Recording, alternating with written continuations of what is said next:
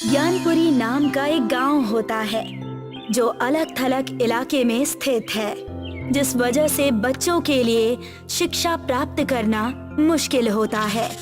दूर दूर तक कोई स्कूल गांव में नहीं होता है। उसी गांव में आनंद नाम का एक व्यक्ति अपनी पत्नी सुषमा के साथ रहता है। आनंद ने अपने बेटे को पढ़ने के लिए शहर में भेज रखा था और खुद गांव में बच्चों को पढ़ाता था।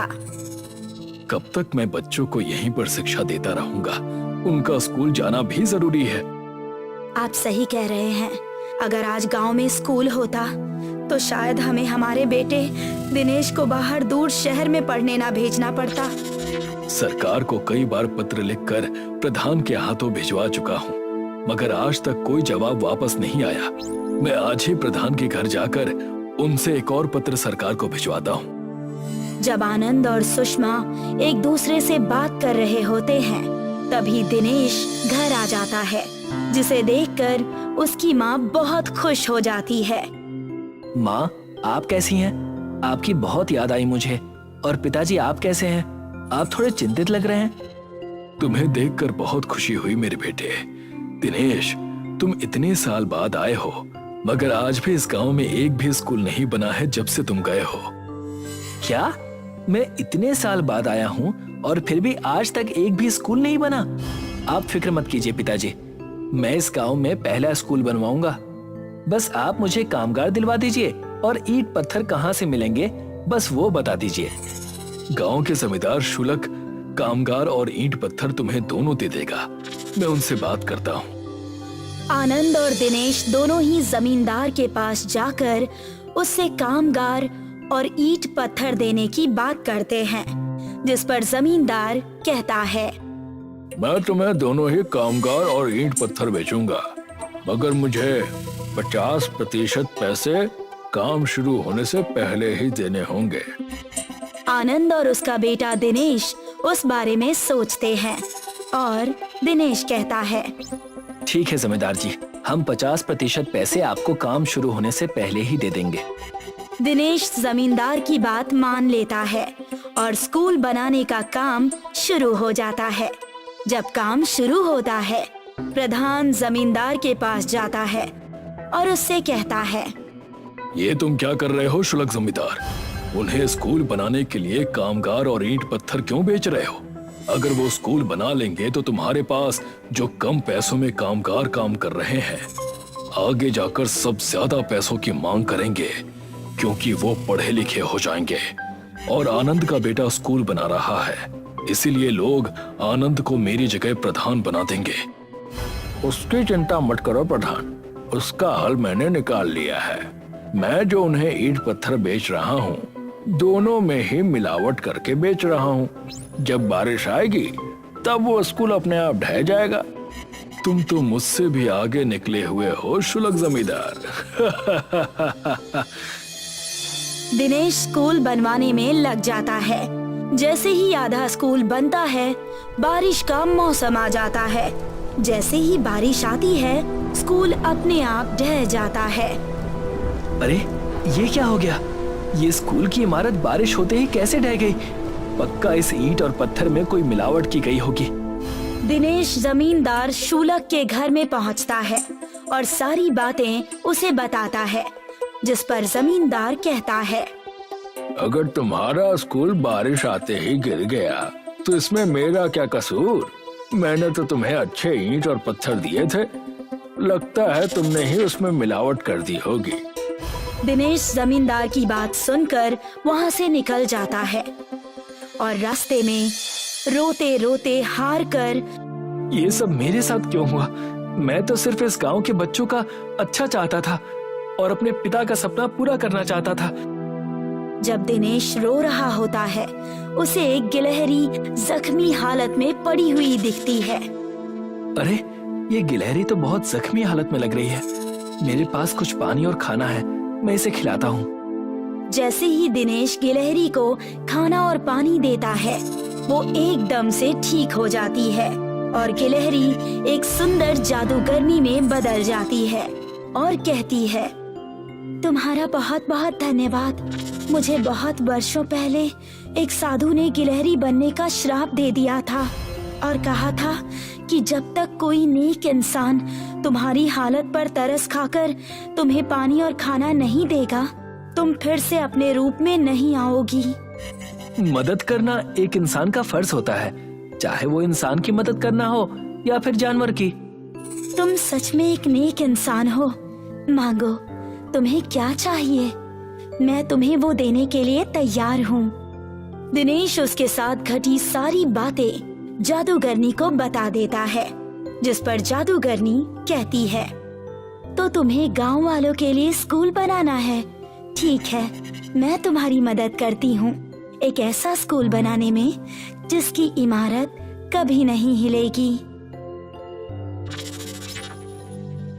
इस छड़ी को किसी भी खेत में गाड़ दो, तो वहाँ की मिट्टी से तुम जो बनाओगे वो बन जाएगा।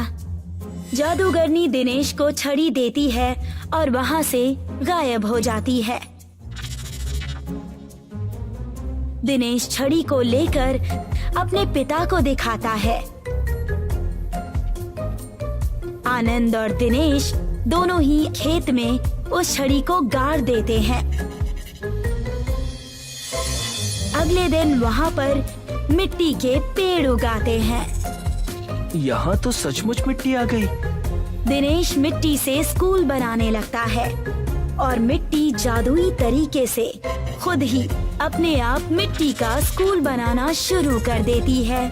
गांव में एक स्कूल बन जाता है, जिस पर प्रधान गुस्सा होकर जमींदार के घर चर्चा करने के लिए जाता है। अरे जमींदार, तुमने तो कहा था कि तुमने उसे मिलावट वाली ईंट और पत्थर दिए थे। ये कौन सी मिट्टी थी जिससे स्कूल इतनी जल्दी बन गया? प्रधान जी, मैं खुद अचंभित हूँ कि वो मिट्टी उसे कैसे मिली जिससे स्कूल इतनी जल्दी बन गया, और बारिश से भी ये मिट्टी का स्कूल ढह नहीं रहा है। हमें कुछ न कुछ तो करना होगा, क्योंकि मैंने सुना है कि वो एक दूसरा स्कूल भी गांव में खोलने वाला है, जिसमें बड़े लोग भी जाकर अपनी शिक्षा पूरी कर सकते हैं। जब दोनों बात कर ही रहे होते हैं, तभी जमींदार का कामगार सोनू अंदर आता है। साहब, साहब। क्या हुआ सोनू? कहाँ से भागे चले आ रहे हो? जमींदार साहब, मुझे पता चल गया है कि उस मिट्टी का राज क्या है। उस दिनेश के पास कोई छड़ी है जिससे वो मिट्टी बनाता है, और मिट्टी को जमा करते ही खुद ब खुद जो चाहे वो बन जाता है। अच्छा, अगर ऐसा है तो वो छड़ी उसके पास नहीं, मेरे पास होनी चाहिए, और मेरे पास भी। हम दोनों ही उसका इस्तेमाल कर लेंगे अपने लिए घर और बंगले बनाने में। पहले मैं बना लूंगा, उसके बाद तुम बना लेना। ठीक है, ठीक है। प्रधान जमींदार के घर से बाहर आ जाता है, और जब वो अपने घर जा रहा होता है, तभी खुद से कहता है, जब इसके पास वो छड़ी आएगी, ये खुद के लिए घर, बंगला और मकान बनाएगा, उस पर रंग भर देगा कि पता ना चले कि सारी चीजें मिट्टी की बनी हुई हैं। इससे पहले कि ये जाकर वो छड़ी चुराए, मैं ही जाकर आज रात को उसे चुरा लेता हूँ।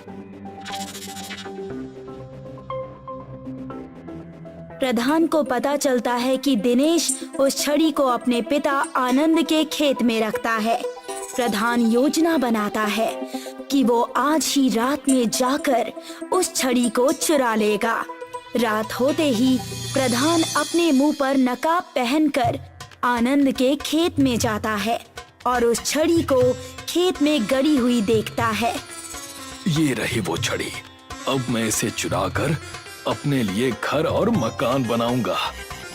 जैसे ही प्रधान छड़ी चुराने जाता है, तभी वहाँ पर एक आदमी और नकाब पहनकर आता है। ये कौन है जो इतनी रात को यहाँ आया है? अगर ये छड़ी चुराने आया है, तो उससे पहले मुझे इस छड़ी को चुराना पड़ेगा।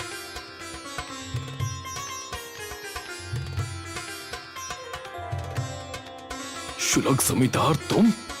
प्रधान जी, आपकी आवाज को मैं पहचानता हूँ। आप मुझे धोखा दे रहे हैं प्रधान। तुमसे पहले मैं ये छड़ी लूंगा, क्योंकि तुम्हें अगर ये छड़ी मिल गई तो तुम मुझे इसका इस्तेमाल करने ही नहीं दोगे। दोनों ही खेत में झगड़ने लगते हैं कि उस छड़ी को कौन लेगा। उतने में ही प्रधान और जमींदार दोनों मिलकर उस छड़ी को खेत में से निकाल लेते हैं और अचानक से खेत दलदल में बदल जाता है और दोनों ही खेत में धंसने लगते हैं। अरे ये कैसे हो गया? ये खेत दलदल में कैसे बदल गया? बचाओ बचाओ, अरे कोई तो मुझे बचाओ। सब तुम्हारी गलती है प्रधान, तुम्हारी वजह से हम इस दलदल में फंस गए हैं। दोनों की आवाज सुनकर दिनेश और उसके पिता आनंद दोनों ही खेत में पहुंच जाते हैं और प्रधान और जमींदार को वहां पर देखते हैं। बेटा दिनेश, मुझे बचा लो बेटा, मैं अपनी गलती मानता हूँ। मैंने जो ईंट और पत्थर तुम्हें दिए थे उनमें मिलावट की थी। मैं भी अपनी गलती मानता हूँ आनंद। जो पत्र तुम मुझे सरकार को भेजने को देते थे उन्हें मैंने कभी सरकार को भेजा ही नहीं, अपनी ईर्ष्या के कारण कि गांव के लोग तुम्हें प्रधान न बनाते। हमें माफ कर दो, हमें माफ कर दो। मुझे पता है प्रधान कि तुम मेरे पत्र को सरकार को नहीं भेज रहे थे। तुम अपने स्वार्थ के लिए गांव के बच्चों का बुरा कर रहे थे। आखिरकार तुम्हें इसका सबक मिल ही गया। और जमींदार साहब, मुझे सब पता है कि आपने मुझे मिलावट वाली ईंट और पत्थर दिए थे, जिस वजह से स्कूल बारिश आते ही ढह गया। मगर मैं खुश हूँ कि आप दोनों को ही अपने किए का पछतावा हुआ। लाओ, उस छड़ी को मेरी तरफ फेंको। प्रधान छड़ी को दिनेश की तरफ फेंक देता है और दिनेश छड़ी को वापस खेत में गाड़ देता है, जिससे खेत वापस जमीन बन जाती है। प्रधान और जमींदार को अच्छी सीख मिलती है।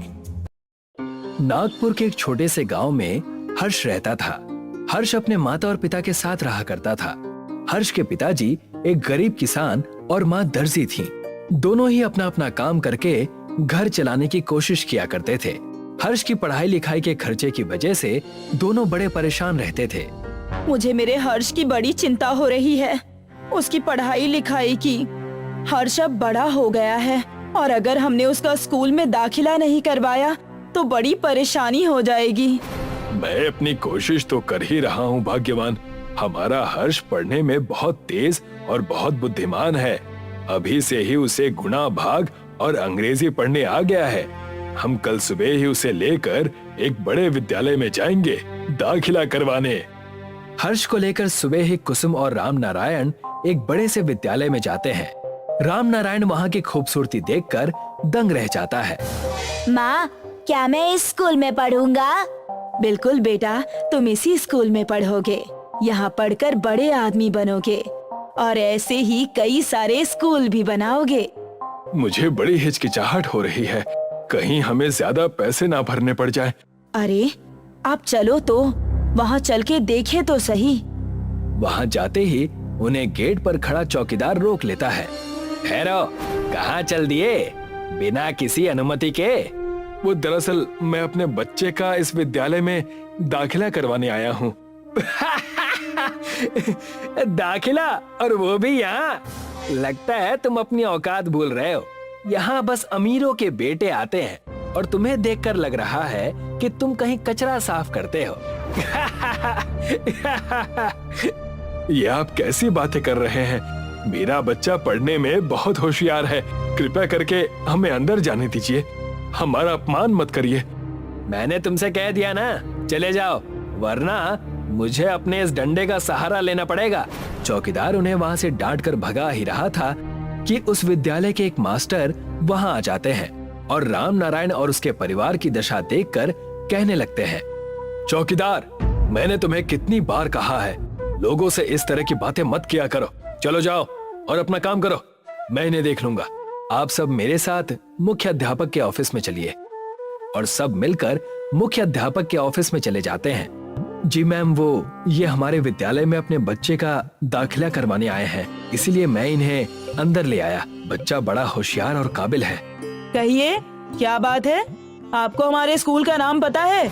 ये दीन दयाल स्कूल है। ये बहुत बड़ा कॉन्वेंट स्कूल है। अंग्रेजों के तौर तरीके सिखाते हैं हम यहाँ पर बच्चों को, ताकि उनमें अनुशासन रहे। हम अपने बच्चे के अंदर यही सारे गुण चाहते हैं। और इसीलिए हम जितना चाहे उतना पैसा देने को तैयार हैं। राम नारायण के इतना कहने से प्रिंसिपल और उस मास्टर की आंखें लालच से चमक जाती हैं। तब मास्टर ने उस प्रिंसिपल मैडम से चुपके से कहा, ये गरीब भले हैं, लेकिन इनकी लाचारी का हम पूरा फायदा उठा सकते हैं। अपने बच्चे को पढ़ाने के लिए ये पूरे पैसे दे देंगे। अगर आप कहें तो इनसे 2 गुने ज्यादा पैसे ले लूं। ये भी कोई कहने की बात है? उनके यहाँ से पैसे आएंगे तभी तो हमारे बच्चे और परिवार खुशी से रहेंगे। जितना लूट सकते हो लूट लो। हमारे विद्यालय में 25,000 में दाखिला होता है। मैं इन्हें 50,000 कहूँगा, आप हामी भर देना। राम नारायण, तुम 50,000 रुपए लाकर दे दो और अपने बच्चे का इस विद्यालय में दाखिला करवा दो। मालिक, इतने पैसे मैं कहाँ से लाऊंगा? क्या मुझे थोड़ा वक्त मिल सकता है क्या?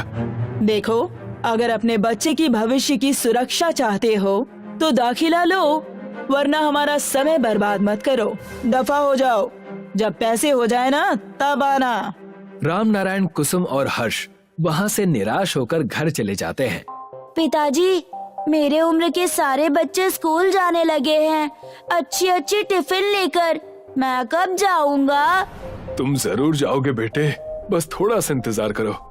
मुझे हर्ष की बड़ी चिंता हो रही है। 50,000 रुपए हम कहाँ से लाएंगे? अपने बच्चे को पढ़ाने के लिए मैं कुछ भी कर सकता हूँ। क्यों ना हम चलकर गांव में रामू काका की मदद ले। गांव में सबसे पुराने और पढ़े लिखे वही हैं। वो हमारी मदद जरूर करेंगे।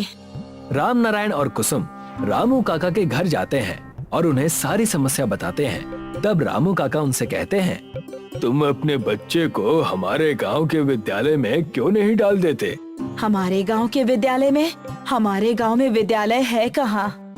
गांव में कोई अच्छी शिक्षा नहीं दे सकता, इसीलिए तो उन्हें दूसरे गांव या शहर के विद्यालय में डाला जाता है। तुम दोनों मेरे साथ आओ, मैं तुम्हें अपने गांव में ही कुछ दिखाता हूँ। रामू काका उन्हें जंगल के रास्ते से एक गुफा की ओर ले जाते हैं और कहते हैं, इस गुफा में जाओ, तुम्हें सब पता चल जाएगा।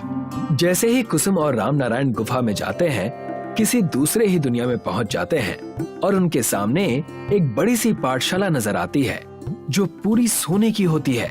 उस पाठशाला में सोने की घंटी होती है, सोने का ब्लैक बोर्ड, सोने का बेंच जिस पर सारे बच्चे पढ़ाई कर रहे होते हैं। ये सारी चीजें देखकर कुसुम और राम नारायण चौंक जाते हैं और रामू काका से पूछते हैं, ये सब कैसे हो सकता है? हमारे गांव में सोने की पाठशाला कैसे हो सकती है? और ये गुप्त क्यों है? तब जाकर रामू काका उन्हें सब बताते हैं। अंग्रेजों के डर की वजह से ये स्कूल हमारे पूर्वजों ने यहाँ बनवाया था ताकि हमारी संस्कृति और विचार ना बदले। मेरे पिताजी इस विद्यालय के शिक्षक थे। एक दिन उन्हें अंग्रेजों ने पकड़ लिया। तुम 2 कौड़ी के लोग हमारे जैसे स्कूल्स खोल रहे हो, तुम्हें तो मैं छोड़ूंगा नहीं। लेकिन हमने तुम्हारा क्या बिगाड़ा है? अपने बच्चों को पढ़ा कर तुम हमसे आगे बढ़ना चाहते हो, ये मैं हरगिज नहीं होने दूंगा। तुम हमसे चाहते क्या हो? हम क्या करें? पूरे नागपुर गांव में जितना सोना है तुम हमें ला कर दो और अपनी ये गंदी सी स्कूल बंद करके यहाँ से चले जाओ। मैं इन्हें ये सोना हरगिज नहीं दूंगा।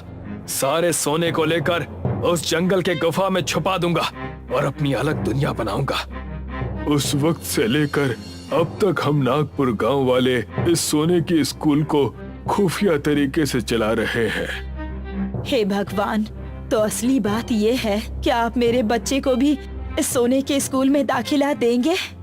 कृपा करें रामू काका, मेरे बच्चे को शिक्षा की बहुत जरूरत है। मैं तुम्हारे बेटे को इस विद्यालय में तभी लूंगा जब तुम शहरी विद्यालय की पोल खोलोगे।